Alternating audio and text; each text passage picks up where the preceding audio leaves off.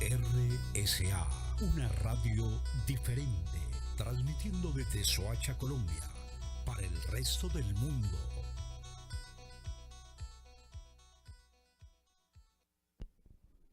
Shalom a todos, buenos días.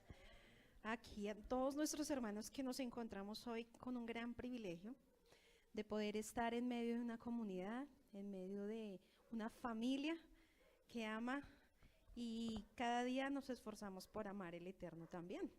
Y también a todos nuestros hermanos que también son nuestra familia, que se conectan a través de Restaurando las Sendas Antiguas, esos fieles oyentes que han estado ahí, los que se conectan a través de Facebook Live. Bienvenidos a todos ustedes. Y bueno, vamos a darle gracias al Eterno en medio de esta mañana, que sea Él en medio de esta enseñanza, esta instrucción, y que sea Él preparando el corazón de nosotros. Amén. Amado y eterno Elohim, hoy queremos agradecerte nuevamente, Abba Padre, por darnos la oportunidad de poder estar aquí delante de ti, Abba. Gracias por darnos la oportunidad y el privilegio de conocerte, de conocer tu instrucción, de conocer tus palabras, de conocer tu Torah de verdad, Abba Kadosh. Gracias, Abba, porque hoy nos tienes en medio de este nuevo Shabbat que nos regalas. Gracias porque tu misericordia ha sido sobre tu pueblo Israel, sobre ese amado tuyo, Efraín, eterno Elohim, y sobre todo tu pueblo que está disperso en medio de este mundo eterno. Hoy queremos pedirte que seas tú en medio de este día, en medio de esta instrucción, que tu palabra toque el corazón de cada uno de los que nos escuchan, de los que estamos en medio de este lugar, que tu palabra sea como ese fruto bueno, Papito Santo, que nosotros seamos como esa buena tierra, para que ese fruto que es tu bendita palabra permanezca y sea abundante en medio de nuestras vidas, en medio de nuestro diario vivir, Papito Santo. Hoy queremos poner en tus manos nuestra mente, nuestro corazón. Quita todo sueño, quita todo cansancio, quita toda pesadez, quita toda distracción en cada una de la mente y el corazón de cada uno de los que estamos aquí, eterno. Que nada ni nadie sea distrayendo, Señor, sea apartándonos de tu palabra, de tu tiempo especial, porque dice tu palabra que ni lo alto ni lo profundo, ni hueste ni potestad nos podrá separar del amor tuyo, de tu palabra, de tu verdad. Por eso hoy te pido que tú seas en medio de cada una de las almas, eterno, preparando el corazón, la mente, la disposición, la buena voluntad para escuchar y obedecer, para que ese Shema y ese Shomer esté en medio de nuestras vidas. Te damos gracias, Abba Padre, en el nombre santo, eterno de tu Hijo amado, Yeshua HaMashiach. Amén. Hace 15 días estábamos aprendiendo nuevamente de Hechos de los Apóstoles y habíamos quedado en el capítulo 3 hasta el versículo 19. Pero pues vamos a hacer un recorderis para que cada uno, pues, que nos escuchó de pronto, ¿qué fue lo que hablaron? No, le vamos a hacer un recorderis el día de hoy. Dice que había sanado, ¿cierto? Que había un lisiado, en lo cual lo habían sanado. Este mendigo estaba sentado afuera de la puerta de la hermosa. No estaba permitido que estuviera dentro, porque si recordamos en Levítico nos habla de que en el templo nadie puede servir, ¿sí? Con una imperfección. En este tiempo él estaba con una imperfección donde era un lisiado. Entonces, por lo tanto, esta era una impureza ritual para entrar en el templo. En hebreo, Sedeká significa caridad. Y hoy vamos a estudiar algo muy interesante porque en el capítulo 4 vamos a hablar de ciertos grupos religiosos que habían en ese tiempo. Y vamos a entender todos los pensamientos que ellos tenían y qué es lo que ahora también, que desde ese tiempo hasta el día de hoy todavía se ven. Entonces, Sedeká significa caridad. En el judaísmo vio Sedeká y para ellos, según era necesario, el Sedeká, o sea, la caridad, para lograr los méritos, ¿cierto? Entonces ahí estábamos hablando de que si no daba caridad, entonces no podía obtener la salvación. El Talmud habla algo que ya conocemos, que el Talmud nada que ver con la Torá, nada que ver con nosotros, nada que ver con lo que nosotros estamos siendo instruidos, que es su Torá, su palabra de verdad, porque el Talmud son pensamientos de hombres, costumbres de hombres. Y en este Talmud hablaba de que cuando se da, podemos ser salvos. O sea que entonces cualquier persona puede dar y ya, se salva. No importa si obedece, no importa si ama la Torá, no importa si ama al Eterno, simplemente si usted da, es salvo, ¿cierto? Ese es uno de los pensamientos talmúdicos de los cuales nosotros estamos viendo de que es una completa mentira, ¿cierto? Que es totalmente apartado de la Torá. Entonces, bueno, habíamos mirado de que aquí en medio de este momento se cumple una profecía mesiánica. Dice que en el nombre de Yahshua, ¿cierto? Ya habíamos hablado de eso. Y él salió caminando, dice, en el nombre de Yahshua de Nazaret, camina. Y vamos a ir al capítulo 35 de Isaías. Y vamos a entender de que todo lo que enseña la palabra tiene que ser un orden. No puede hablar por sí solo. Por ejemplo, los talmidim de Yahshua, los apóstoles no podían hablar en su propio entendimiento, ni en su experiencia, ni en su sabiduría, sino hablaban Torah, ¿cierto? Torah y profetas. Entonces, Isaías 35 dice, futuro glorioso de Sión. Se alegrará el desierto, estamos aquí hablando con una versión, la versión Kadosh, para todos nuestros oyentes, para los que nos ven en Facebook Live, estamos en Isaías 35, versión Kadosh. Se alegrará el desierto y la tierra seca. El Arab se regocijará y florecerá como los lirios. Los lugares desiertos del Jardín reventarán en flores. Se regocijará con alegría y canto. La gloria del Lebanón le será dada, el esplendor del Carmel y el del Sharon. Ellos verán la gloria de Yahweh, el esplendor de Elohenu. Fortalezcan sus brazos caídos y afirmen las rodillas tambaleantes. Digan a los de corazón apocado, sean fuertes y valerosos. Aquí está tu Elohim. Él vendrá con venganza, con la retribución de Elohim, él vendrá y los salvará. Entonces los ojos de los ciegos serán abiertos y los oídos de los sordos serán destapados. ¿Y quiénes de nosotros éramos ciegos? Amén, ¿cierto? ¿Y quiénes de nosotros éramos sordos? Amén. ¿Y qué pasó? Vino la verdad, la Torá de verdad, la restauración y se cumplió la profecía, ¿cierto? Entonces en ese tiempo también se estaba cumpliendo una profecía y vamos a seguirlo mirando. Entonces el hombre lisiado saltará como un ciervo. ¿Y qué fue lo que pasó ahí? El hombre lisiado saltó y caminó. La lengua de la persona muda cantará. Por eso hoy nos gozamos de una manera impresionante. Yo no sé si ustedes, después de haber dado un paso maravilloso con entendimiento, bajo la dirección y la obediencia a la Torá y también la dirección de nuestro amado Yahshua, esta semana fue totalmente diferente, ¿cierto? A los que de pronto van a decir, bueno, ¿y de qué está hablando María Fernanda? ¿Qué está diciendo? Pues el Eterno nos dio el privilegio aquí en medio de esta comunidad de poder hacer un paso que es la Tevilá, pero totalmente diferente al concepto que nosotros teníamos. Entonces ya empezó a desboronarse todo el cristianismo, todo el catolicismo que en algún momento nos tenía turbados, nos tenía sordos, nos tenía ciegos y de todo, y ese día fuimos libres. Entonces, pero todo eso fue a causa de la Torá y la restauración, ¿cierto? A causa de la verdad que es Yahshua HaMashiach como Torá viviente, ¿cierto? Antes nosotros decíamos, sí, somos ciegos, pero seguíamos igual. Entonces, por eso podemos decir que el paso que el Eterno nos está encaminando en el camino de la senda antigua trae libertad. O sea que a todos nuestros oyentes no les dé miedo. No les dé miedo en salir de aquello que uno dice, pero es que me da miedo porque yo no sé si eso es verdad, yo no sé si eso es del Eterno. Mira, aquí nosotros podemos decirle, es la total libertad.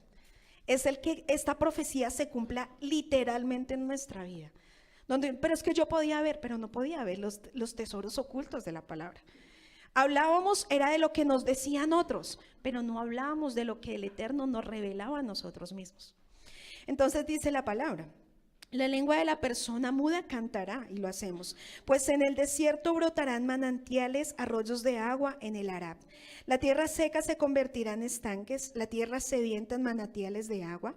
La guarida donde los chacales descansan se convertirá en humedal con papiros y juncos. Habrá allí una carretera, un camino llamado camino de Kedushá. Los inmundos no pasarán por él, sino que será para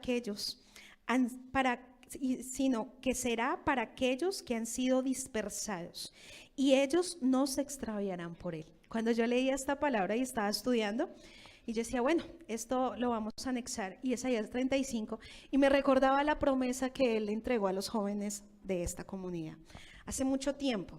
No le entendíamos, no así tan bonito, los niños caminarán en santidad, pero hoy le entendemos completamente. Y me llenaba de mucho gozo mi corazón, porque yo decía, gracias, Abba Kadosh, porque nuevamente confirmas cuál es nuestro llamado. Nuevamente confirmas cómo va a ser el glorioso futuro de los hijos de esta comunidad. Un camino de santidad, un camino de Kedushá. Dice que donde los inmundos no pasarán por él. Y dice que son para aquellos que han sido dispersados. ¿Y quiénes fuimos dispersados y que ahorita estamos volviendo? Nosotros, ¿cierto?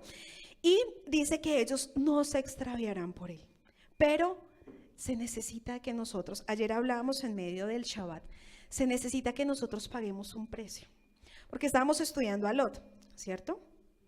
Y había algo que Lot no hizo. Él tenía conocimiento de Torá, pero conocimiento en solo letras y rituales, ¿sí? Porque él ahí estaba celebrando Pesach en ese tiempo y lo celebró, pero solamente por cumplir, pero nunca formó a sus hijos, nunca formó a sus hijas en la Torá, nunca formó a sus hijos en tenerla completamente la confianza en el eterno Abba Kadosh, y ellas tomaron decisiones bajo su propio entendimiento, ¿cierto? Y también no formó una esposa, era una esposa necia, no era una esposa virtuosa, era una esposa porque dice que él cuando cuando se encontró con los dos ángeles los invitó y él fue y le hizo de comer, ¿cierto? Pero ¿qué hizo Abraham cuando llegaron estos dos ángeles y nuestro amado Yahshua? Mandó a su esposa. Sara, ve y prepara de comer. Era una mujer hacendosa, una mujer virtuosa. Pero la mujer de Lot no, era una mujer necia, rencillosa. Pero ¿de quién era el deber? Del Cohen de la casa, ¿cierto? Entonces yo decía, es necesario que nosotros no solamente nos llenemos de palabra. Esto es hermoso porque estamos aprendiendo y estamos rompiendo muchas tradiciones, muchas cosas. Pero es responsabilidad espiritual de cada uno que obedezcamos. Porque acá se puede dar un sermón, o usted puede escuchar un sermón todos los días si quiere, porque la emisora se hace. Pero si usted no toma la responsabilidad espiritual en su vida y en su casa, no va a pasar nada. Usted puede escuchar muchos sermones y excelentes sermones, pero si usted no toma una decisión, no va a pasar nada. Si usted no toma la responsabilidad espiritual de su vida y de su casa, no va a pasar nada. Entonces no dependa de que como yo voy a la comunidad y escuche un sermón, mis hijos van a caminar en Kedusha y en santidad, porque eso no es así. Entonces esta palabra no solamente son para aquellos jóvenes cuando yo la tomé en la vida, sino para todos nosotros como padres, familias, abuelos, para nosotros levantar una generación que ame el Eterno, una generación que obedezca la palabra, como dice una adoración, que amen hijos y nietos que amen la Torá, hijos y nietos que caminen en santidad, que te amen, te obedezcan, pero no espere a que sus hijos lo hagan solo, sino que usted pague el precio. Esto como para anexarlo. Dice el 9 del Isaías 35, no habrá allí león ni otra bestia de presa viajando sobre él. Ellas no se encontrarán allí, sino que los redimidos y reunidos por Yahweh caminarán por allí. Aquellos rescatados por Yahweh, regresarán y vendrán con canto a Sión. Habrá gozo perpetuo sobre sus cabezas, ellos tendrán alegría y gran gozo, mientras que la tristeza y el gemido huirán. Y vamos a mirar esto quería anexarlo como para que recordáramos qué era lo que había pasado en ese tiempo, lo que estábamos hablando hace 8 días acerca del lisiado, ¿cierto? Entonces se cumplió una profecía. ¿Y usted cómo cree que ese hombre se sentía?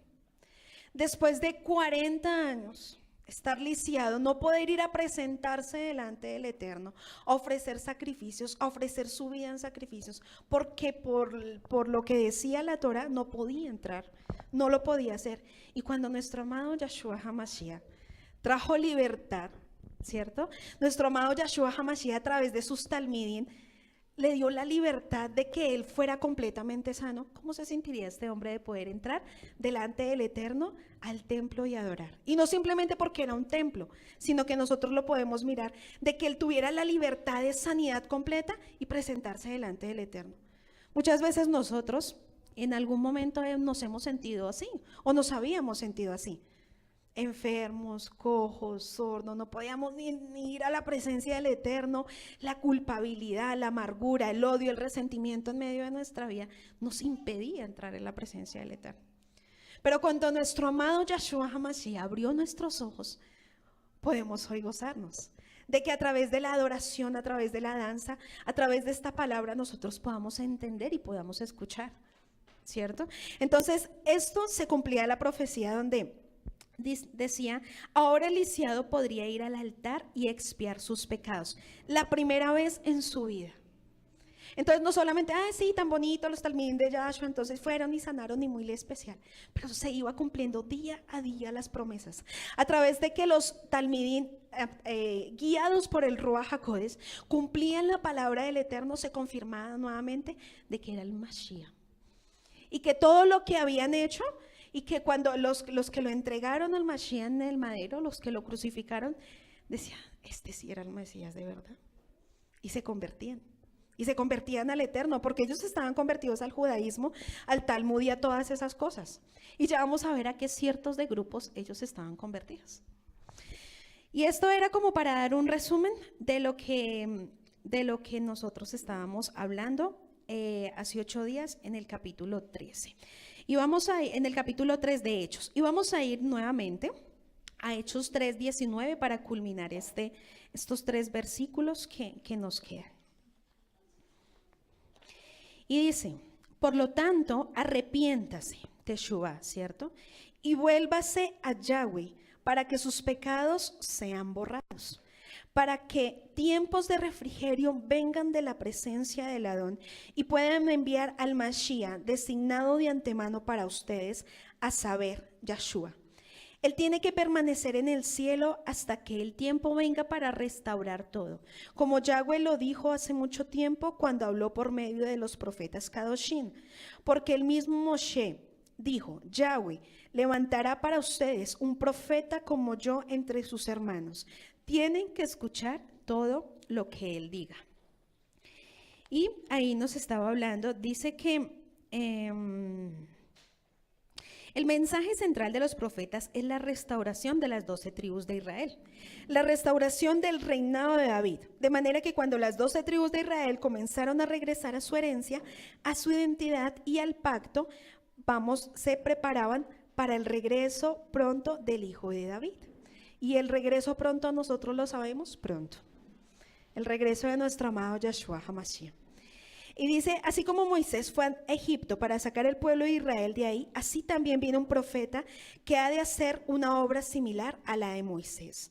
La única diferencia es que en este segundo profeta no solo sacará a la gente de Egipto, sino que según la profecía de Jeremías capítulo 16, dice que vienen días, dice el Señor, en que no se dirá, más viva el Señor de los ejércitos que hizo subir al pueblo de Israel de la tierra de Egipto, sino que viva el Señor que hizo subir a los hijos de Israel de la tierra del norte y de todas las tierras donde fueron dispersados, y he aquí que enviará pescadores y los pescarán. Qué diferencia, ¿no? Antes solamente eran los de Egipto, pero ahora somos todos los que estábamos dispersos en los 4 puntos de la tierra. Y dice, y enviará pescadores y los pescarán. ¿Y quiénes seremos esos pescadores? Nosotros, ¿cierto? Y que así lo creamos, porque acá lo podemos decir, pero lo que causa el efecto de esta palabra es que usted lo crea. En esta semana la Morada nos enviaba algo, al que cree todo le es posible. Si tú crees que hay libertad en tu vida, si tú lo crees, así va a ser. Si tú crees en las promesas, si tú crees en tu llamado, si tú crees que tu generación va a ser una generación santa, a pesar de ver muchas cosas, si usted lo cree, así va a ser. Porque es que muchas de las cosas es que todo el mundo, tan lindo que habla. Y el problema de que, bueno, hablamos bonito. ¿Y por qué la gente no cambia? Porque el enemigo crea duda e incredulidad. ¿Cierto? Pero dice que nosotros tenemos poder amor y dominio propio, ¿cierto? Y nosotros tenemos el poder para creer de que lo que ha dicho el enemigo en medio de nuestras vidas no se va a cumplir, pero sí lo que ha dicho nuestro amado Yeshua a través de su palabra se va a cumplir, y yo así lo creo. Y eso es lo que nosotros debemos creer día a día. Pero es que, Señor, no veo nada. Usted simplemente crea. Usted no está aquí. ¿Cuándo será el tiempo? ¿Cuándo? No, usted no está para cuestionar. Usted está para creer. Y ya. Para eso estamos nosotros. Para creer en la palabra. Y si usted hace un resumen de su vida y nos hemos dado cuenta que toda la palabra se ha cumplido en nuestras vidas. Todo se ha cumplido. Y cada uno de nosotros tiene su historia que contar. Y su historia en donde decir, aquí y en medio de esta situación y aquí en esta época y en este tiempo, el Eterno cumplió su promesa. Y cada uno de acá no puede decir, el Eterno no me ha cumplido nada, porque sería un mentiroso, porque el Eterno sí ha cumplido y porque Él es un Eterno de verdad. Y dice acá, algo muy fuerte, lo que estamos hablando. Lamentablemente habrá gente que no quiere salir de Roma. Pero Señor, pero es que usted no entiende. Lamentablemente habrá gente así. ¿Por qué? Porque es que lo que pasa es que cuando nosotros entramos en medio del camino del Eterno, tiene que haber una decisión y cambios en nuestra vida. Hay gente que no quiere. Hay gente que quiere seguir en el mismo caminar. Hay gente, perdón la palabra lo que voy a decir, pero es miserable y quiere seguir siendo miserable. Pero tengo trabajo, tengo plata, pero es un miserable por dentro, porque no tiene la gracia del Eterno. Entonces, lamentablemente vamos a ver que la gente no quiere salir de la confusión.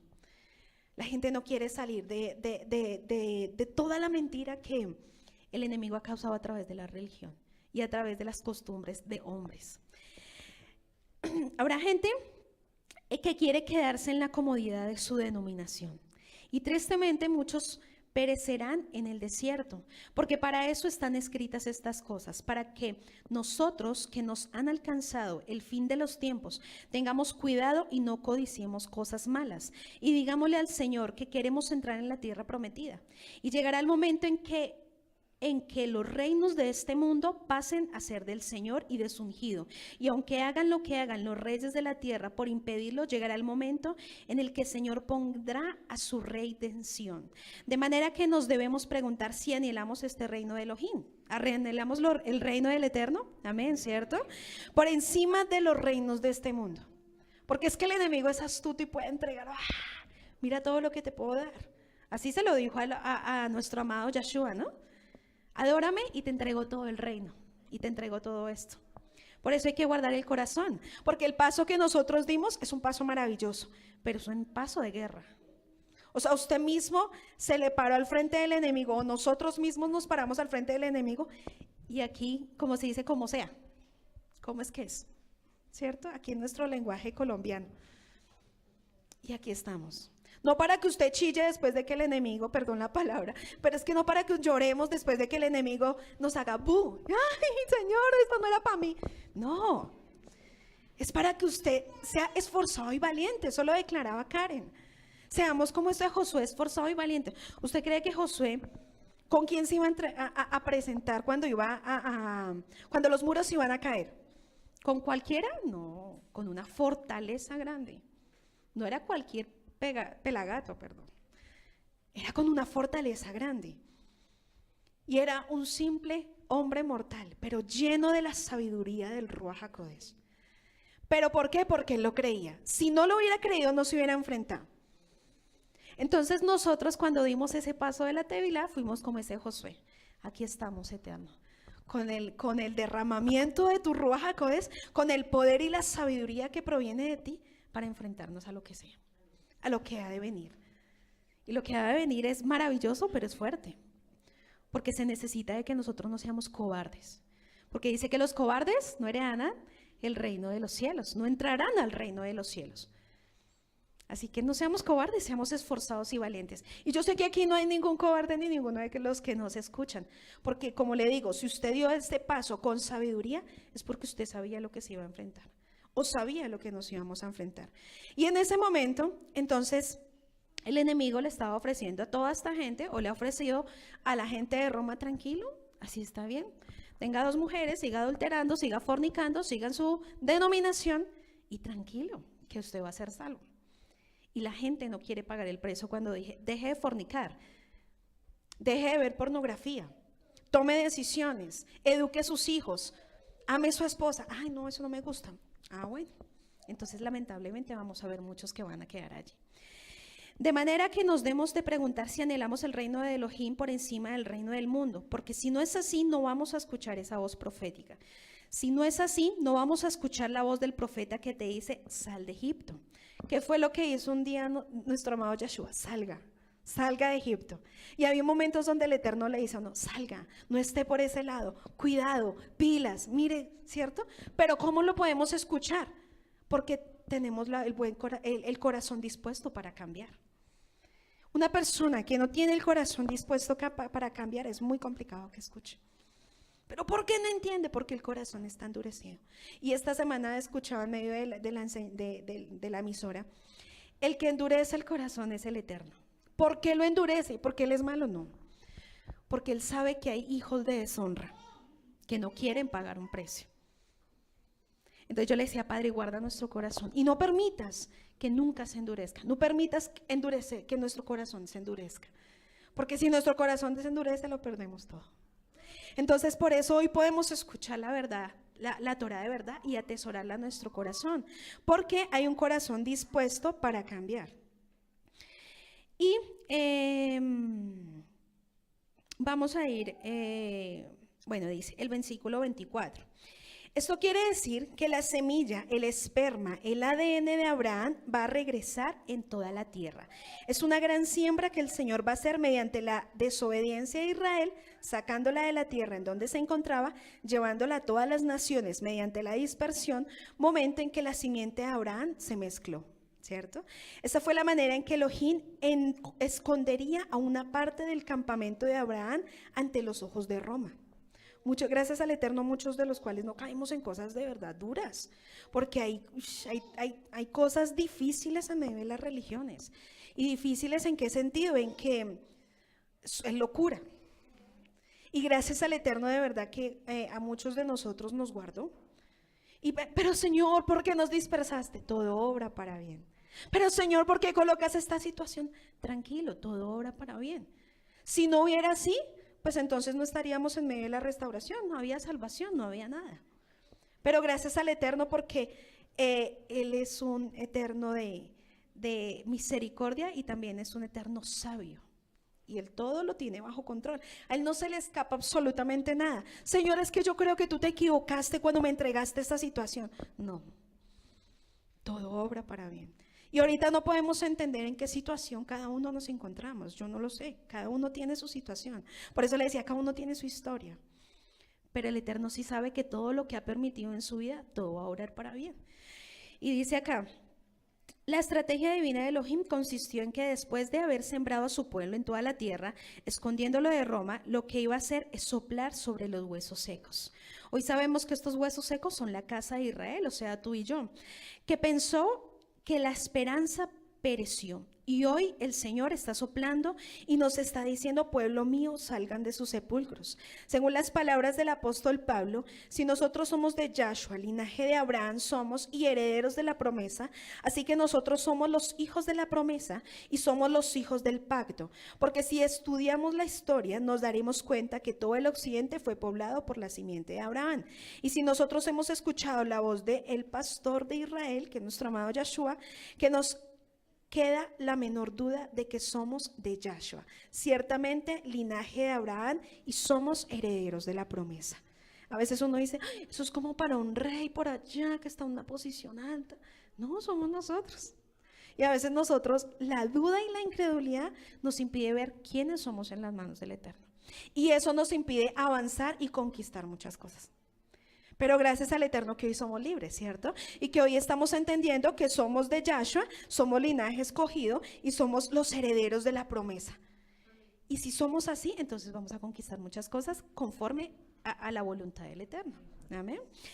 Vamos a deslograr vamos a mirar el 26. El motivo por el que nosotros escuchamos este mensaje, dice el 26, a vosotros primeramente, Elohim habiendo levantado a su Hijo, lo envió para que os bendijese a fin de que cada uno se convierta de su maldad. El motivo por el que nosotros escuchamos este mensaje es porque cada uno de nosotros nos tuvo por dignos de recibir esta palabra, para que cada uno de nosotros nos convirtamos de nuestra maldad. Fuimos salvos para buenas obras, las cuales Él preparó de antemano para que andemos en ellas. Hemos recibido el perdón de nuestros pecados y por gracia somos salvos, y el pecado ya no se podrá enseñorear de nosotros, ya no podremos permanecer en transgresión a la instrucción, porque hemos recibido misericordia. Amén. A la mujer que encontraron en el acto mismo del adulterio, Yahshua dijo: no te condeno, ve y no peques más. Yahshua no condenó a la mujer que había pecado, pero recibió la instrucción de no pecar más. Y eso fue lo que nos entregó a nosotros. Y vamos a ver de que primero eso fue lo que entregó. Por eso entonces no es que por gracia podemos seguir pecando. No. Por gracia somos salvos, sí, claro, pero el Eterno nos dijo: ve y no peques más. ¿Sí? Eso es una diferencia, de que no digamos que otras comunidades, otras iglesias, otras denominaciones, entonces tranquilo que por salvo usted, por gracia usted es salvo, haga lo que quiera y siga pecando. Entonces se les olvida acá que cuando decía: no te condeno, pero no peques más. Y por gratitud vamos a obedecer. Porque es que hay algo que muchas veces se nos olvida, y es la gratitud. La gratitud a nuestro Eterno de todo lo que Él hizo, de todas las palabras que está hablando hoy en nuestra vida. Y a veces se nos olvida. Y a veces: sí, Señor, tú hablaste. Y hemos entendido y vemos muchos casos de personas lejos. Y nuestro rol y nuestra mora es testigo de que tienen hambre y sed de la palabra. De que ellos quisieran estar acá. Pero para hacer, como lo hablábamos en algún momento. Y bueno, ¿qué vamos a hacer? ¿Qué hacemos? Arrepiéntase, bautícese, esté con el Eterno, esté en Yahshua y empiece a hacer la obra. Algo decía Alejandro ayer en Moed Sinha y decía: no somos unos expertos, pero demos un paso, empecemos a hacerlo. Pero es que, Señor, no soy como tal persona que habla del paso.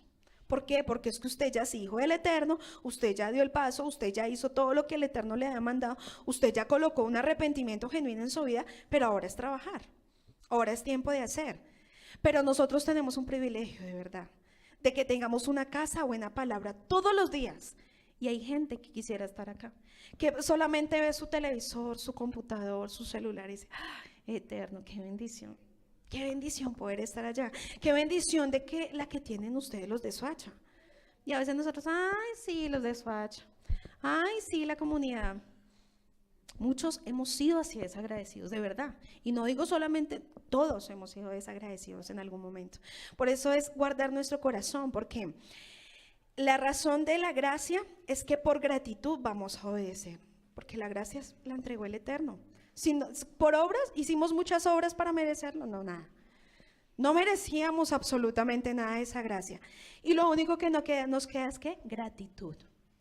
Gratitud en medio de nuestros corazones para obedecer. Porque por gratitud escuchamos el llamado de obedecer a casa. Por gratitud estamos nosotros acá.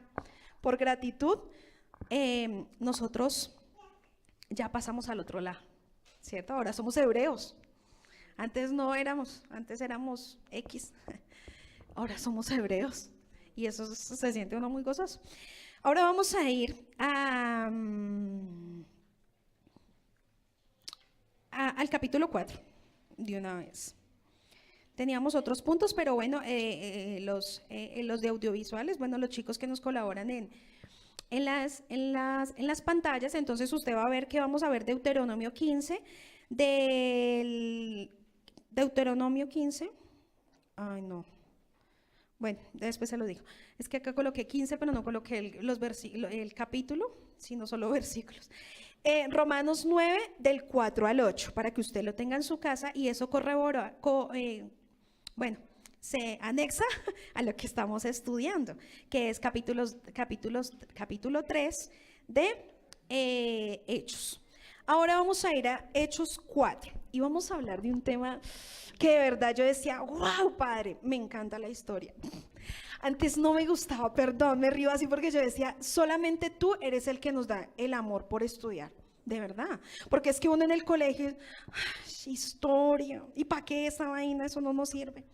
Pero cuando nosotros estudiamos, uy, es impresionante cómo de verdad uno sale del ser un analfabeta. Pero es que yo ya sé leer y escribir y ya, eso es salir del ser analfabeta y es mentira. Cuando uno estudia y profundiza y mira muchas cosas, se da cuenta de que uno dice, tremendo porque no sabíamos nada. Entonces, hoy vamos a estudiar acerca de ellos. Así que usted tenga presente 4 grupos que vamos a estudiar el día de hoy, porque eso solamente casi los 3 versículos primeros de Hechos 4, no es más, y es muy profundo. Y son los saduceos, los fariseos, los esenios y los celotes. Entonces vamos a ir estudiando quiénes son ellos, cuál es su pensamiento, qué es lo que ellos hacen, para nosotros poder comprender el contexto histórico de lo que estamos estudiando. ¿Listo? Vamos a ir a Hechos 4, pero vamos a ver una introducción y vamos a ir a Amos 9.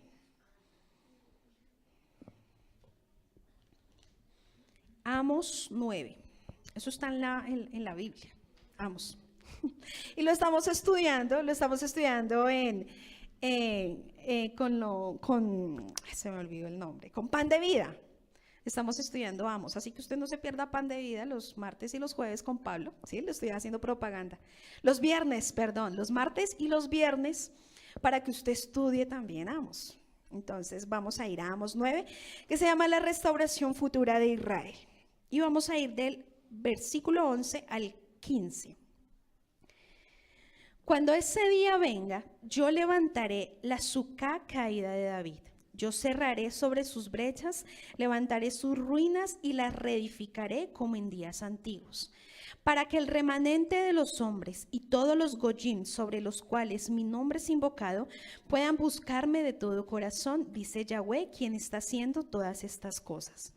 Los días vendrán, dice Yahweh, cuando la cosecha alcanzará la vendimia y las uvas madurarán a la hora de la siembra de la cera. Las montañas destilarán vino dulce y todas las montañas serán plantadas. Yo restauraré la cautividad de mi pueblo Israel. Ellos reedificarán y habitarán las ciudades arruinadas. Plantarán viñas y beberán su vino. Cultivarán jardines y comerán su fruto. Yo los plantaré en su propia tierra para que nunca más sean desarraigados de su tierra, la cual yo he dado a ellos, dice Yahweh, tu Elohim. Y de los capítulos 4 al 6 del libro de Hechos nos narran los primeros pasos de la comunidad naciente de discípulos de Yahshua de Nazaret, los cuales son testigos del inicio del cumplimiento de la profecía sobre el tabernáculo caído de David que sería levantado. ¿Qué es esta profecía? Por eso le doy una instrucción, porque no vamos a desarrollar Amos, sino que es la profecía que se va a cumplir en Hechos capítulo 4 al 6. Entonces, para que cuando nosotros vamos estudiando, al final vamos a decir, wow, sí se cumplió la palabra de Amos 9 que dice la restauración futura de Israel. Pero ¿qué pasó de ahí en medio de ese tiempo? Dice, un salmo escrito por el rey David cuando empezó su reinado, una vez que fue establecido como el rey de Israel. Según este comentario, este salmo fue escrito por el rey David cuando finalmente se coronó como el rey de Israel. Una vez que se acabaron todos sus problemas, toda la persecución que estuvo experimentando por parte del rey Saúl, ya recordando que el rey Saúl quería matar a David porque tenía muchos celos de él, y finalmente el Señor le hace vencer a sus enemigos y es coronado como rey de todo Israel. Y es cuando escribió el Salmo 118. Por eso vamos a tener muy en cuenta que otra referencia es el Salmo 118 para el capítulo 4. ¿Listo? Ese Salmo 118 es parte del himno o la liturgia llamada Halel, que comprende el Salmo 113 y 118, que se canta durante la Pascua, durante Pesach, y durante la fiesta de los tabernáculos. Yahshua mismo lo cantó con sus discípulos antes de ser arrestado. Y eso lo vemos en Mateo 26, 29 y 30, para que usted lo apunte ahí en su cuaderno. Ellos cantaron estos salmos porque son salmos de coronación, que recuerdan a David, el padre de Yahshua, cuando fue coronado como rey de Israel. El monte de los olivos tiene que ver con la unción, ya que allí era donde se plantaban estos árboles de olivo, de donde se extrae el aceite de la unción. Por eso es muy significativo el hecho de que haya ido al monte de los olivos después de haber cantado el himno Jalel, que es el Salmo 118. Y vamos a ir ahí y lo vamos a ir mirando rápidamente para avanzar al otro punto. Salmo 118. Y dice, acción de gracias por la salvación recibida de Yahweh. Salmo 118. Dice, den gracias a Yahweh porque Él es bueno, porque su misericordia continúa para siempre. Ahora que la casa de Israel diga, Él es bueno, su misericordia continúa para siempre. Ahora que la casa de Aarón diga, Él es bueno, su misericordia continúa para siempre. Ahora todos los que temen a Yahweh digan, Él es bueno, su misericordia continúa para siempre.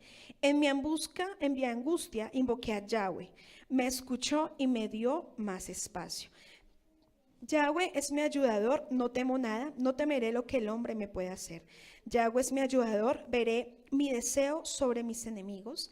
Es mejor confiar en Yahweh que confiar en seres humanos. Es mejor esperar en Yahweh que esperar en príncipes.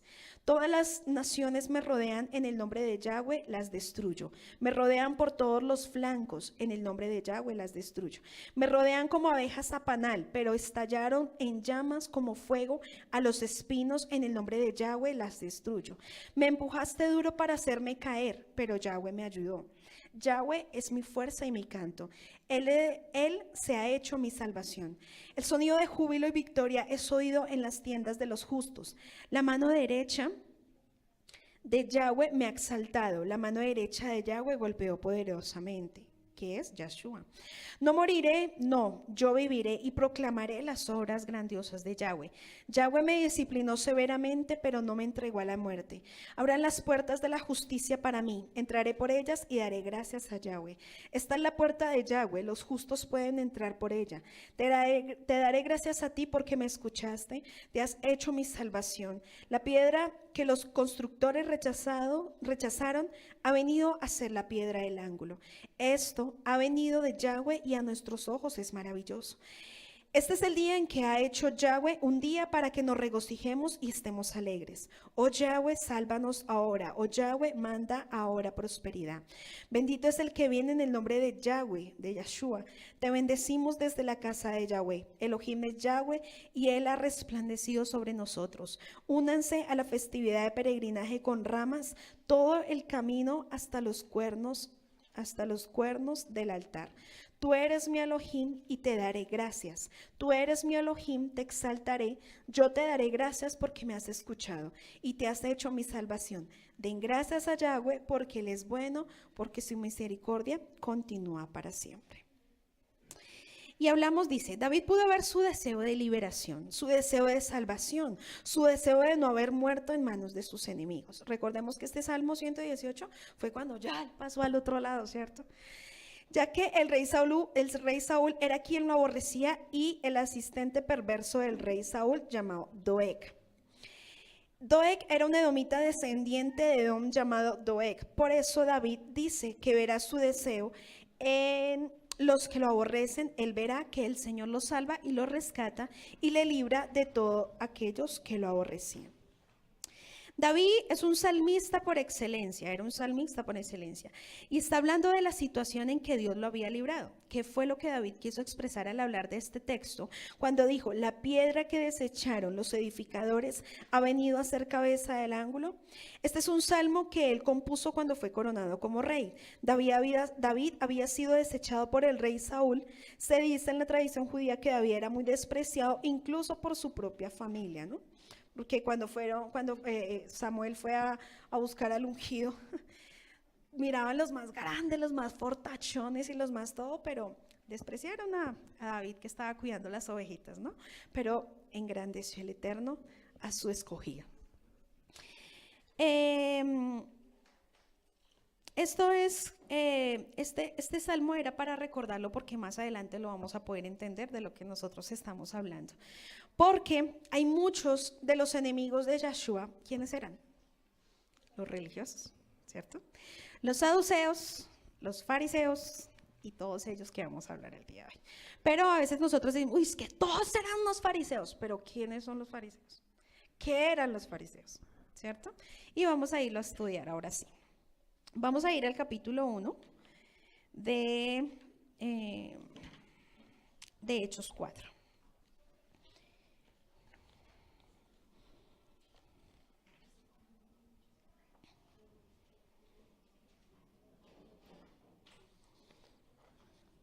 Acá está. Estaba Pedro y Juan, ¿cierto? Pedro y Juan ante el concilio. Kefa y Johanán todavía estaban hablando a su pueblo cuando los Coanín al capitán a cargo de la policía del templo de los Seduquim, aquí estamos hablando de la versión K2, los Seduquim eran los saduceos, vinieron sobre ellos. Y vamos a ir a Marcos 12, 18 en adelante.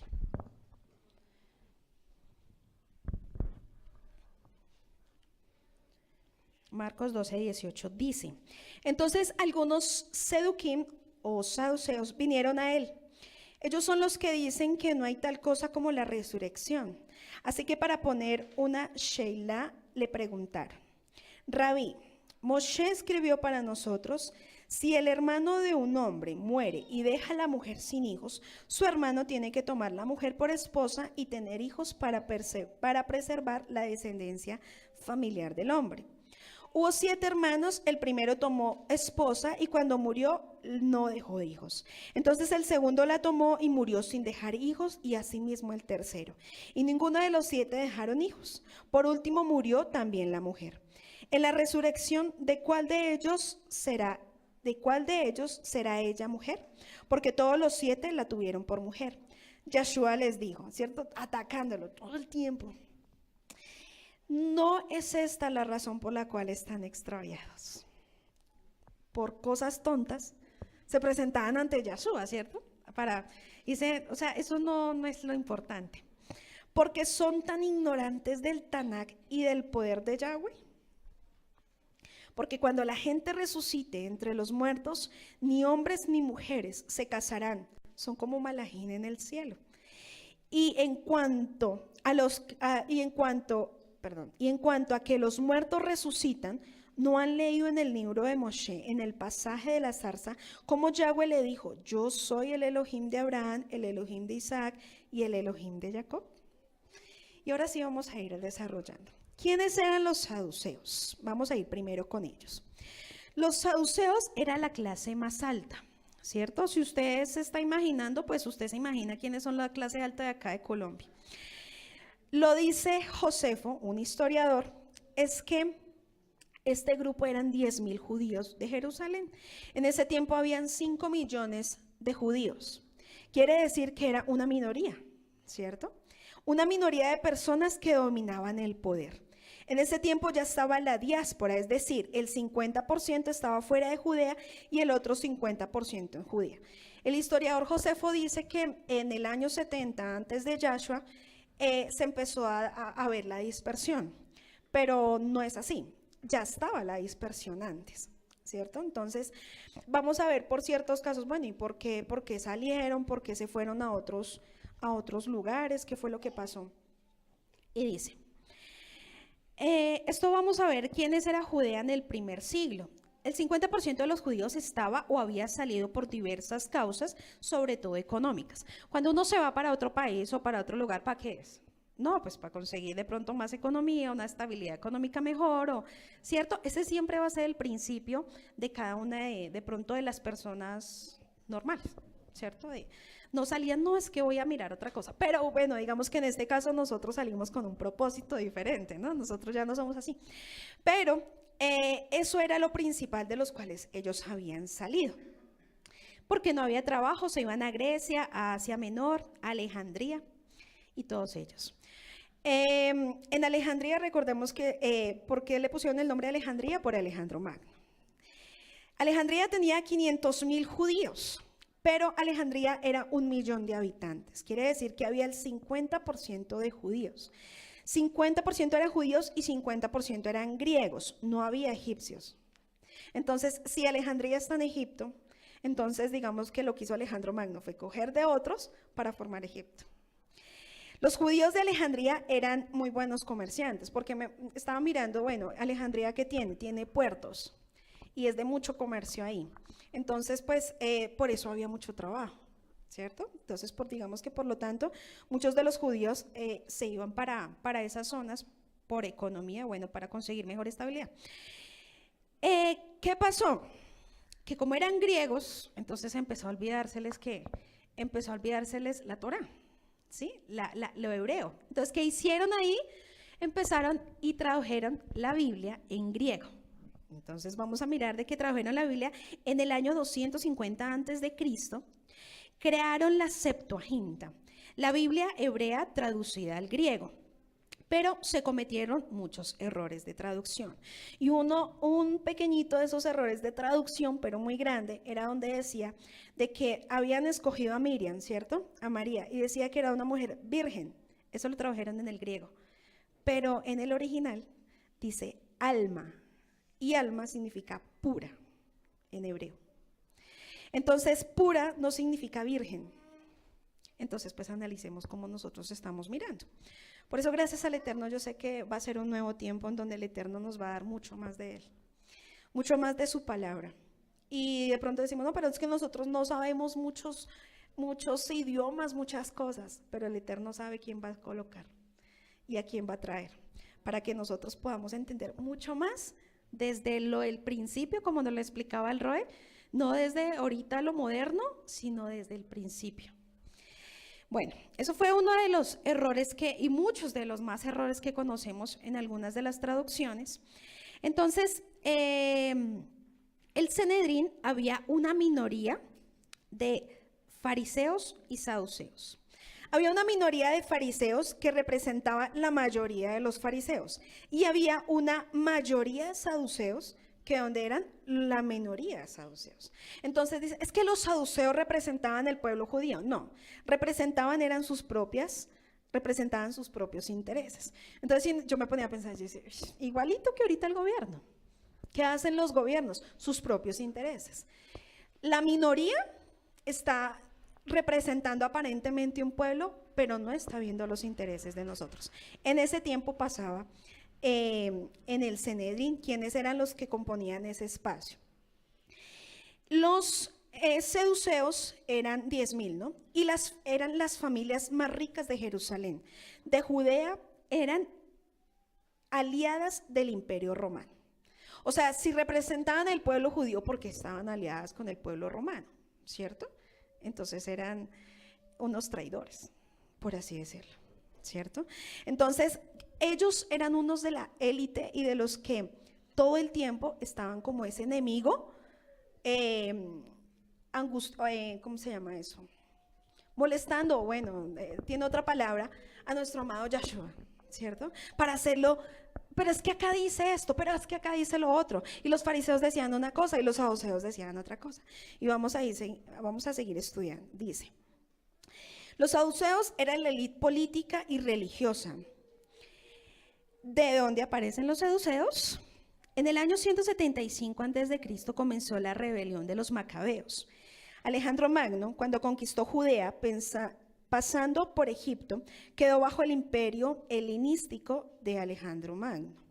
Judea pasó en manos de greco-egipcios a greco-sirios, ¿sí? En los cuales los greco-sirios hicieron fue paganismo, un paganismo griego, idolatría e impusieron que todo el pueblo judío adorara a dioses. Entonces, ¿de dónde nacieron esos saduceos? Los saduceos no salieron después de Yahshua, estaban antes. Cuando en la ciudad de Modín pusieron un dios griego, el pueblo judío se levantó en una guerra de 33 años, desde el 175 al 142 antes de Cristo. Judea se declaró libre del poder griego, obtuvo la independencia que había perdido cuando Nabucodonosor había conquistado Jerusalén en el año 586 antes de Cristo. Los macabeos entraron en Jerusalén, el ejército judío contra los griegos, se liberó del templo de Jerusalén y creó un problema político brutal. porque todo eso, recuerden que no todo lo estaban mirando espiritualmente, todo lo miraban políticamente. Muchos de los sacerdotes se opusieron a la autoridad macabea y querían al rey descendiente de David. Muchos de los sacerdotes querían, era el reinado de Yahshua, ¿cierto? Pero los macabeos lo que hicieron fue colocar unos sacerdotes griegos en medio del templo. Entonces eran sacerdotes que no tenían nada que ver con la Torá, ¿cierto? Los macabeos se pusieron como los reyes de Israel, sacaron altos sacerdotes y pusieron sacerdotes griegos. Se creó un régimen adicto y un grupo de sacerdotes, se creó un grupo de sacerdotes adictos al régimen, ahora sí. Se creó un grupo de sacerdotes adictos al régimen. O sea, que sacerdotes que buscaban sus propios intereses. No buscaban los intereses del pueblo, ni mucho menos obedecer la Torá.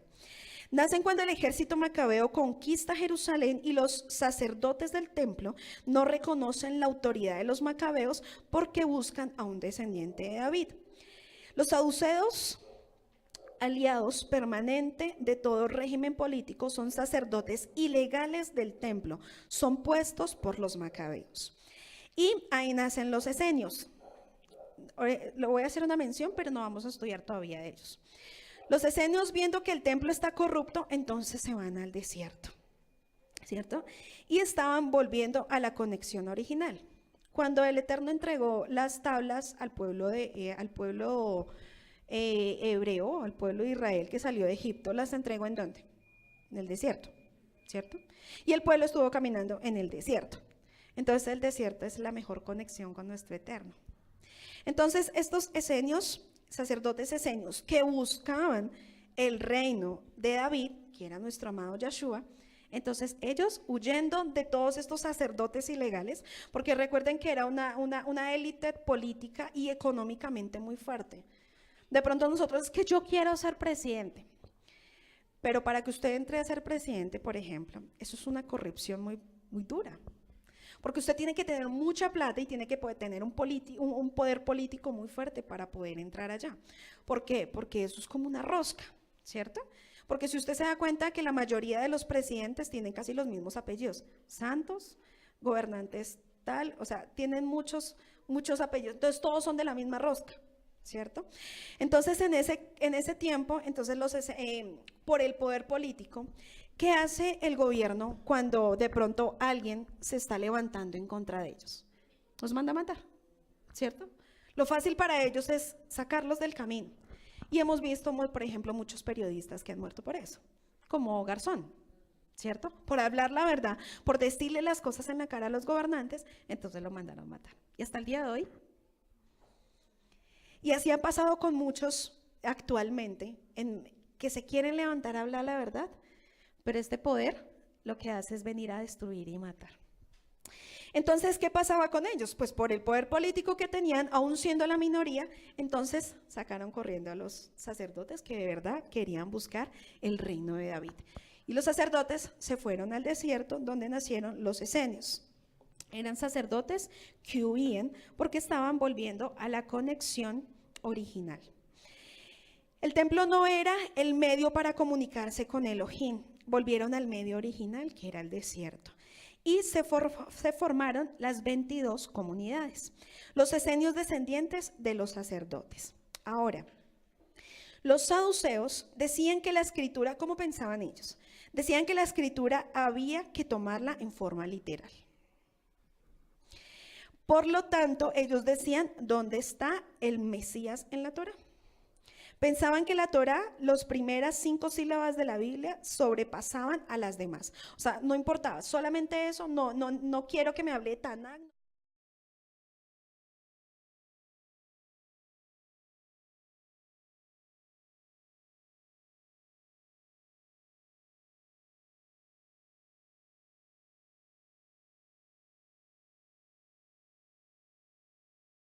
Creían que Yahshua resucitó. Y por eso es que los talmín les tocó muy duro. Porque la élite que gobernaba en medio de ese tiempo, pues los quería matar. ¿Por qué? Porque ellos hacían las cosas que Yahshua había dicho y la palabra se cumplía. Y habían milagros y había muchas cosas. ¿Cómo no se oían ofender esos saduceos, esos religiosos, no? Y por lo tanto, pues los mandaron a arrestar, los mandaron matar. Y vamos a ver que en el capítulo 2 de una vez los mandaron a arrestar a Pedro y a Juan. En el siglo II antes de Cristo aparecen los rabinos. Fue una figura revolucionaria contra el templo de Israel. Perdón, contra el templo de Jerusalén. El rabino predicaba al pueblo la interpretación de la Torá, por lo cual el rabino comienza a tener autoridad de interpretación. Y ahí nacen los fariseos. Los fariseos son rabinos. Dijeron: con el arrepentimiento ya basta. Comienza con los fariseos una interpretación libre de la Torá. Entonces empieza a haber otro cambio, ¿no? Y cuando viene como a quitarles como la silla a los otros, pues no se van a, no, tranquilo, listo, siéntate conmigo. ¿Qué van a hacer? No se van a quitar el poder, ¿cierto? Los fariseos estaban interpretando contra el templo. Entonces ahí empieza a ver la sinagoga y el templo, ¿cierto? Y vamos a ver los dos espacios. Comienza un movimiento judío de los fariseos para interpretar la Torá libre. Y cada rabino, cuando se citaba en un lugar, creaba un lugar de reunión, lo que se conoce como sinagoga. Quiere decir que ya el judío no tenía que irse a Jerusalén, al templo, ¿cierto? Pues más ofendidos estaban los saduceos, porque para los saduceos era solo el templo, ¿cierto? Y era solamente la Torá, así literal. Pero cuando empezó el fariseísmo, entonces los fariseos empezaron a crear grupos para interpretar la Torá, ¿cierto? Entonces ahí fue donde nos está quitando personas, ¿no? Por eso es que hay muchas denominaciones que pelean por las almas, cuando las almas ni siquiera son de nosotros, son de Yahshua, son del Eterno. Entonces, por eso, como denominación, no somos nosotros. A mi esposo le decían: bueno, ¿usted qué es? ¿Católico? No, no soy católico. ¿Usted es cristiano? No. Entonces, ¿usted qué es? No, yo soy eso, sí, ya hemos venido aprendiendo. Entonces, la gente decía a mi esposo: anda en una confusión muy berraca, muy difícil, andan en algo que donde, así como se dijo, si esto es rojo, esto es rojo. Y ya, y así el pueblo creyó. Entonces el pueblo, como no le gusta pagar el precio, entonces no le gusta estudiar. Y no se da cuenta, por ejemplo, todo el daño que han hecho toda esta gente. Y no solamente ellos, sino, por ejemplo, el cristianismo, Martín Lutero. Mucho daño hizo ese señor. Y nosotros, gracias al Eterno, porque en algún momento nosotros hablábamos como: ¡ay, Martín Lutero tan lindo, mire todo lo bello que hizo! Pero qué mentira estábamos haciendo. Por eso hoy, gracias al Eterno, somos libres. Por eso estábamos mirando la introducción de la profecía, de donde el Eterno iba a sacarnos, iba a traer libertad en medio del pueblo. Entonces, a medida que vamos estudiando, usted se da cuenta: uy, gracias Eterno, porque no somos como esos saduceos. ¿Listo? Entonces dice, ya el judío no tenía que irse a Jerusalén. Va a venir un Mesías, ellos decían, va a venir un Mesías que nos va a salvar de estos corruptos. Va a destruir todos los enemigos de Israel y va a dar una paz universal, cumpliendo las profecías de Isaías y Ezequiel, que nosotros ya le hemos estudiado. Y decían también que el diezmo ya no va al templo, va a la comunidad, ¿cierto? Y si nosotros nos ponemos a pensar, ninguno ha peleado por el diezmo, ¿no? Nada, eso sí no. Entonces, no abolimos el diezmo, abolimos lo demás, pero el diezmo no, el diezmo para todos, sea católico, cristiano, adventista, lo que sea, pero el diezmo, ¿cierto? Entonces, eso sí no se ha cambiado. Empieza a haber un conflicto en el que el rabino adquiere más poder y ya no necesita del templo. Desde el año 66 a.C., la gente que aparecía, hubieron 24 pretendientes de Yahshua y fue el único del Mesías e Israel que fue proclamado, nuestro amado Yahshua. O sea, que quiere decir de que no es que Yahshua apareció de la noche a la mañana, porque cada uno de estos religiosos, saduceos y fariseos, empezaban: este es el Mesías. Viene aquí de los saduceos, viene aquí de los fariseos, este es nuestro Mesías. Y dice que hubieron 24 pretendientes a ser como el Mashiach, ¿cierto? Entonces, de pronto ahí se rompe otra cosa en nuestra cabeza. Oiga, no era solamente que el Mesías se apareció y ya, no. Tenemos que ir mirando de que cada uno de ellos conocía lo que iba a venir a ser el Mesías y conocía el poder que iba a tener el Mesías, ¿cierto? Cada 3 años aparecía un grupo judío que decía, este es el Mesías de Israel. Cada 3 años. Los saduceos iban contra toda posibilidad de proclamación mesiánica dentro del movimiento fariseísmo. Si un rabino era proclamado el Mesías, esto era un problema político, más no religioso. ¿Sí? Que ellos no miraban de las cosas que va a hacer nuestro Mashiach. No, oiga, nos va a quitar el reinado. Entonces ellos no pensaban en la parte religiosa, sino pensaban en la parte política. Viene el Mesías y ya ellos aún conocían la profecía. Viene el Mesías y el Mesías no viene con cualquier cosa. Entonces por eso todo el mundo quería ser el Mesías. Y por lo tanto, como problema político, el Mesías se declaraba rey de Israel y podía levantar el pueblo judío contra Roma y contra los saduceos. Recuerde que los saduceos era un parche, ¿no? Perdón la palabra, pero era un parche con Roma. O sea, eran los socios. Pero Roma, ¿quién era? ¿Roma amaba la Torá? No. Roma amaba paganismo, idolatría, muchas cosas. Entonces los saduceos era un pueblo muy fuerte, porque Roma no era cualquier cosa tampoco, ¿cierto? Por eso, pero tenían, en medio de ese poder que aparentemente tenían mucho miedo de que venía ese Mesías, porque dice que iba a sacar el pueblo de Israel, se iba a declarar como rey de Israel y levantaría el pueblo judío y lo sacaría en contra de Roma, de los saduceos, del Talmud, de religiones paganas, de denominaciones y de todo lo que vemos ahorita, costumbres de hombres y de todo. Y eso fue lo que hizo nuestro amado Yeshua con nosotros. Sacarnos de Roma, sacarnos del paganismo, sacarnos de muchas cosas. Por eso teníamos que decir la promesa primero, de que Él nos iba a sacar en medio de toda la confusión y en medio de todo lo que nosotros hemos venido estudiando. Ahora, nacen los esenios, piensan igual que los fariseos, piensan en la resurrección, porque los fariseos creían en la resurrección y en la libre interpretación, pero tienen 2 cuestiones diferentes de los fariseos y los saduceos. No creen en el diezmo, creen en el 100% de los bienes. No creen en el diezmo, pero si el diezmo dice en la Torá, pero creen en el 100%. O sea, quiere decir de que usted no solamente se limita a dar el 10, sino que toda su vida es para el eterno. Eran apocalípticos, ¿sí? Entendían que el reino se instauraría ya. Y vamos a mirar acá. Bueno, cuando nosotros hablábamos de diáspora judía, ¿qué era? En hebreo es fotzá o el exilio hebreo, que es galut o golés. Se refiere a la dispersión de los hijos de Israel y de los judíos posteriormente fuera de lo que se consideraba su patria ancestral, la tierra de Israel, y de las comunidades construidas por ellos en todo el mundo. En términos de la Biblia hebrea, el término exilio indica el destino de los israelitas que fueron llevados al exilio del reino de Israel durante el siglo octavo antes de Cristo y el reino de Judá durante el siglo sexto antes de Cristo. Durante el exilio los hijos de Judá empezaron a ser conocidos como judíos y en el libro de Esther, Mordejai el judío es la primera mención bíblica del término. El primer exilio fue el exilio asirio, la expulsión del reino de Israel en Samaria de Asiria en el año 733 a.C. y su finalización por Sargón II con la destrucción del reino en el 722 a.C. Después del final del asedio de 3 años de Salmanaser V, comenzó en Samaria. Continuó el exilio de una parte de la población del reino de Judá en el año 597 a.C. con el exilio babilónico. El exilio de Babilonia terminó después de 70 años con la declaración de Ciro de que a los judíos exiliados se les permitiría regresar a Jerusalén y construir el segundo templo, el Yehudín Medinata, una providencia autónoma del imperio Medina.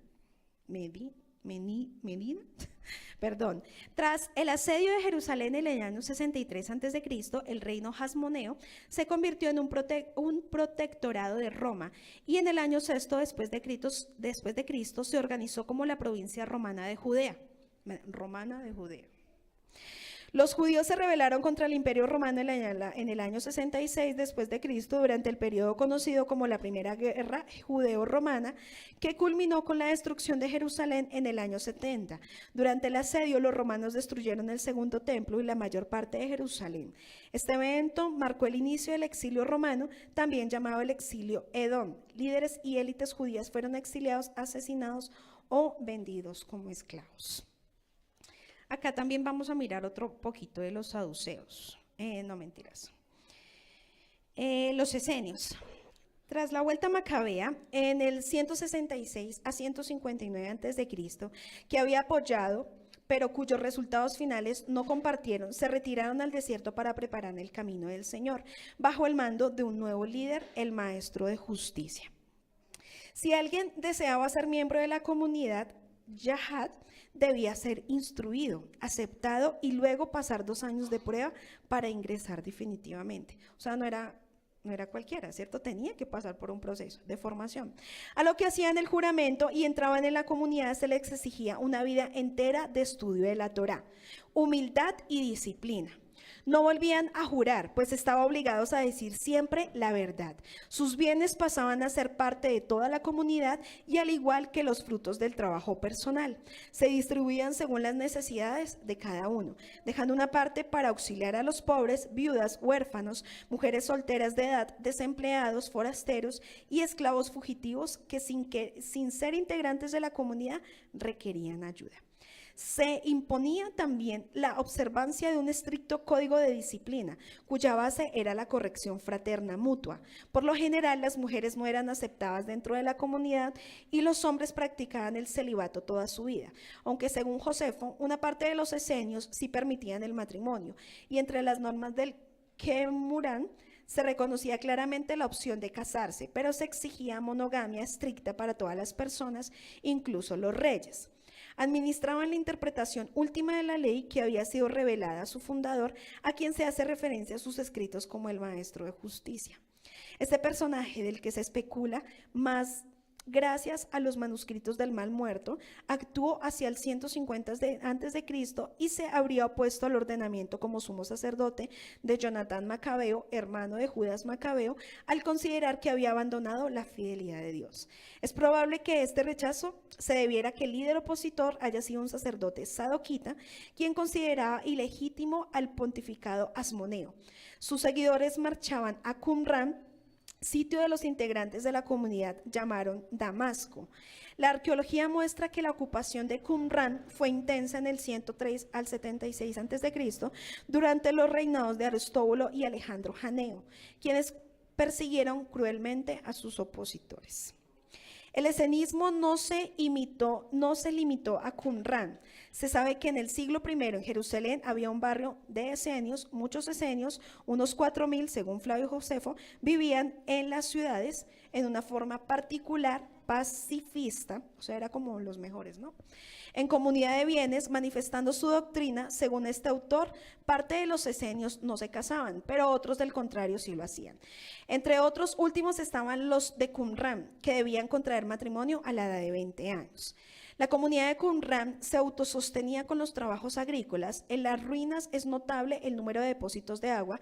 Estos eran imprescindibles para las necesidades físicas de la comunidad en medio del desierto, pero también desempeñaban una parte importante de su ritual que incluía numerosos lavados. Algunos han supuesto que, como los terapeutas egipcios, dentro de sus leyes y deberes, los esenios eran vegetarianos, pero no hay absolutamente nada que indique tal cosa. Se ha especulado con que Yahshua de Nazaret y Juan el Bautista tenían relación con ellos o incluso pertenecían al credo. La Biblia, sin embargo, no menciona el término esenio. Tampoco se ha encontrado una fuente histórica, hebreo o arameo, que designe alguna comunidad o credo en el nombre griego de esenios. Y los rollos de Qumran usan designaciones como comunidad de los santos, congregaciones de los pobres y asamblea de los numerosos. Y esos eran los esenios. Entonces, pues usted se da cuenta que habían ya tres grupos, ¿no? Completamente diferentes. Y bueno, ¿qué pasaba ahí? De ahorita, más adelante vamos a mirar cómo era el pensamiento de Yahshua. Porque si nos vamos a ver, yo estudiaba y yo decía, oiga, es completamente diferente a lo que uno tenía, ¿no? Porque uno dice, todos eran unos fariseos, y no, es que habían otros grupos. Entonces dice que nacieron los celotes, fariseos y ultranacionalistas judíos, que quieren ir a la guerra directa contra Roma y saduceos. Hicieron una guerra urbana que cuando veían un saduceo le clavaban un cuchillo. En ese momento era... Ay, no recuerdo el nombre de cómo se llamaba el cuchillo, y tenía que ver con masacre. Creo que se llamaba sacre y tenía que ver con masacre. Los fariseos no eran un grupo compacto que todos pensaran igual. Cada rabino tenía su escuela. Por lo tanto, dos grandes escuelas del siglo I antes de Cristo era la de Hillel y la de Shammai. Los fariseos, un movimiento muy grande porque cada rabino interpretaba la Torá a su manera. Pero todo el Nuevo Testamento es un gran debate intelectual de la halajá de la Torá. O sea que si nosotros miramos, era un debate del que quién la interpretaba mejor, ¿cierto? ¿Cuál era la mejor interpretación? Entonces los fariseos pensaban una cosa y querían que Yeshua dijera otra, ¿sí? O sea, bueno, ¿usted qué piensa de esto? Y hay un dicho, o bueno, de pronto hay como una costumbre donde dice que los judíos siempre responden con una pregunta. Entonces, ¿por qué? Porque cuando usted responde con una respuesta, valga la redundancia, pues se cierra el debate. Ya, punto, ahí quedó. Pero ellos siempre terminaban era con una pregunta, para que el debate no se rompiera, ¿cierto? Entonces el Eterno, Yeshua les preguntaba, los dejaba como... y el otro volvía y les hacía otra pregunta. Y así, ese era un debate. Los Shammai, ¿quiénes eran? Era un grupo de rigor ortodoxos. ¿Cómo pensaban? Hay que descansar en Shabbat, pero que hay que descansar tanto que si hay un enfermo que no vaya al médico y que se muera. Sí, eso pensaban. O sea, si usted está enfermo, es Shabbat. Señora Janine, usted no puede ir al médico, no importa si usted le duele, tranquila, eso es voluntad de Dios. ¿Sí? Entonces, porque esa era la voluntad de Dios, y ellos decían, yo no puedo ir en contra de la voluntad de Dios. A ver, hay que tener sentido común, ¿cierto? Entonces, y los de Hillel, bueno, esto así como por encimita, los de Hillel dicen que la Torá fue dada para el hombre, y no el hombre para la Torá. Un pensamiento totalmente diferente, ¿cierto? Cuando aparece Yeshua, no lo podemos encajar en ninguna escuela. Es que, Yeshua, ¿tú de dónde eres? Bueno, Rabí, ¿tú de dónde eres? ¿De Hillel o de Shammai? No. ¿Por qué? Porque dice que cada rabino, él era un rabí, ¿cierto? Un maestro. Y dice que cada rabino podía crear su escuela porque todo rabino podría hacerlo, ¿cierto? Entonces, él iba a crear su propia escuela. Entonces, pero conforme como el Eterno lo demandaba, ¿cierto? Y dice que, por ejemplo, la mujer adúltera no la mataron, ¿cierto? Entonces podemos hablar de Hillel, ¿cierto? Eso fue lo que hizo Yeshua. Pero también hablaba del divorcio, entonces hablaba con rigor. Entonces no podemos decir de que Yeshua era de Shammai ni que Yeshua era de Hillel. Yeshua era del Eterno, ¿cierto? Por eso el pensamiento era totalmente diferente al de los hombres. Dice que el problema no era la interpretación liberal o libre de cada rabino. El problema era de que cada rabino con su grupo creaba un Mesías. Entonces por eso decía, bueno, ¿y usted de dónde es? Porque si usted está aquí con nosotros, si usted piensa igual que nosotros, pues entonces usted, vamos a quitar el poder de esos saduceos. Pero si entonces el saduceo, el ortodoxo, ¿usted de dónde es? No, es como nosotros, le quitamos el poder al otro. Cuando Yeshua, ninguno ni el otro. Por eso Yeshua era tan hermoso. Aparece un rabino que no aparece automáticamente porque viene escogido de la mano de su primo, Yohanan, ¿cierto? De Juan. Y las características de Juan son esenias. El ámbito geográfico, Juan está en el desierto, ¿cierto? ¿Qué hacía Juan? Bautizaba, ¿cierto? Cuando Yeshua empieza a predicar, no se queda en el desierto, sino que se va a Galilea. Hay un cambio geográfico. Los esenios hacían análisis interiores de la Torá. El rabino predicaba afuera al pueblo. Yeshua entendía que la importancia central de la Torá era la ética de la Torá. La aplicación era la ética sin perder tiempo, ¿cierto? Los bueno, las élites muchas veces lo que hacían era complicar la Torá en vez de simplificarla. Y hemos mirado de que la Torá es sencilla, ¿cierto? Pero entonces, ¿por qué colocan otras cargas? Porque todos estas denominaciones, religiones, todo lo que se quiera, colocaban otras cargas. Entonces, en vez de simplificar la Torá, que era sencilla, fácil obedecer la Torá, porque él decía que simplemente la Torá era la ética, ¿sí? Era principios morales, como nos lo enseñaba el Eterno a través del siervo. La aplicación a su vida, sin que usted pierda el tiempo. Pero muchos de los cuales entonces lo que hacían era complicarla. Es que la Torá es así, y el llevar el pollo y llevar una gallina y hacer no sé qué y hacer el ritual, y que si usted no llevaba a los saduceos, si usted no llevaba el cabrito al templo, entonces usted no era salvo, ¿cierto? Entonces si usted no hacía tal cosa, entonces usted no lo era, o sea, no podía ser salvo. Entonces ni se iban a un lado ni se iban al otro, era integral el Eterno, Yahshua. La memoria. A cada paso, uno de los aspectos de los pensamientos de Yahshua era su memoria. A cada caso sabía cómo resolverlo y cómo aplicarlo, ¿cierto? No era como los saduceos, es que tiene que ser así, tiene que ser, y los rabinos no, es que los fariseos tienen que ser así. Él sabía, o sea, era tan sabio y su pensamiento era tan diferente, por eso era la controversia. Por eso eran las peleas con Yahshua, por eso era, pero ¿por qué? Era como una guerra intelectual ahí de que, ¿usted qué piensa? ¿Usted qué cree? Y acá era él simplemente obedeciendo la palabra. Y ya por último, para dejarlo hasta ahí, y solamente vamos en el capítulo 1 de 4. Todo judío responde con otra pregunta, ya habíamos hablado, para que no se cierre el debate. Y esto, hablándolo por encima, porque nos falta cómo eran los pensamientos de Yahshua en medio de estos rabinos y qué era lo que hacía, para nosotros poder seguir comprendiendo Hechos 4 y todo lo que pasó, cada uno de sus siervos y el por qué fueron llevados a la cárcel, porque estaban haciendo la obra, pero ¿por qué? ¿Por qué fueron llevados? Porque habían ciertos grupos que no querían que se proclamara el nombre de Yahshua, que no quería que sí supiera la verdad, porque se les iba a quitar el poder y el reino. Entonces nosotros no podemos ver la palabra literal, ni la palabra a nuestra propia interpretación, sino la palabra completa, conforme como el Eterno nos la ha venido enseñando. Y vamos a dejarlo hasta ahí para que usted medite en toda esta semana y diga, ¿qué sigue? Estudiemos. ¿Listo?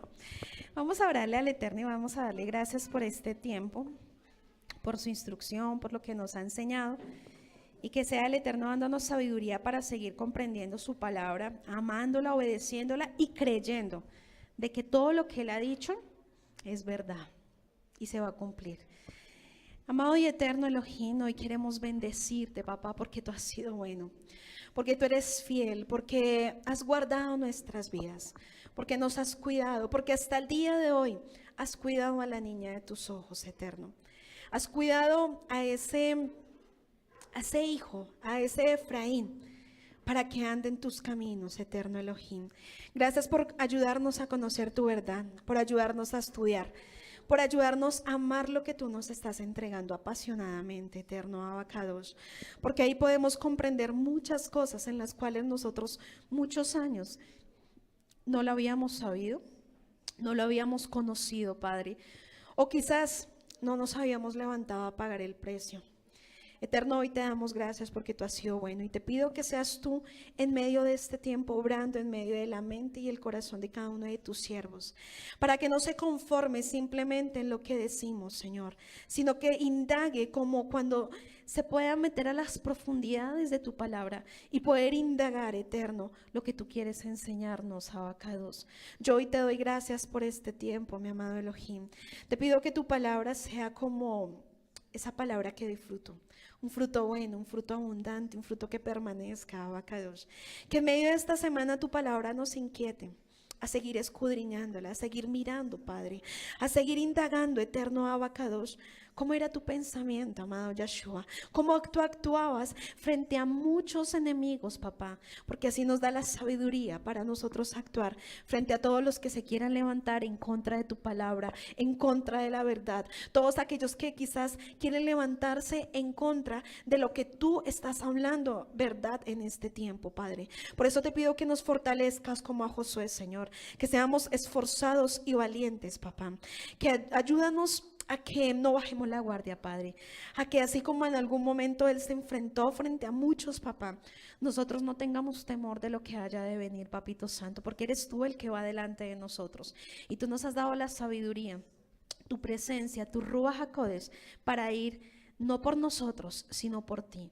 Te damos gracias, mi amado Elohim, por este tiempo, y te pido que seas tú ayudándonos en medio de esta semana a amarte, a obedecerte y a cumplir con lo que tú nos has demandado, pero por sobre todas esas cosas, amar tu presencia y estar contigo.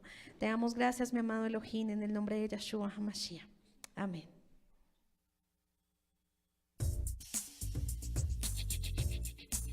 Escuchaste una enseñanza desde la comunidad Llamas de Fuego para las Naciones, desde Soacha, Cundinamarca, en Colombia.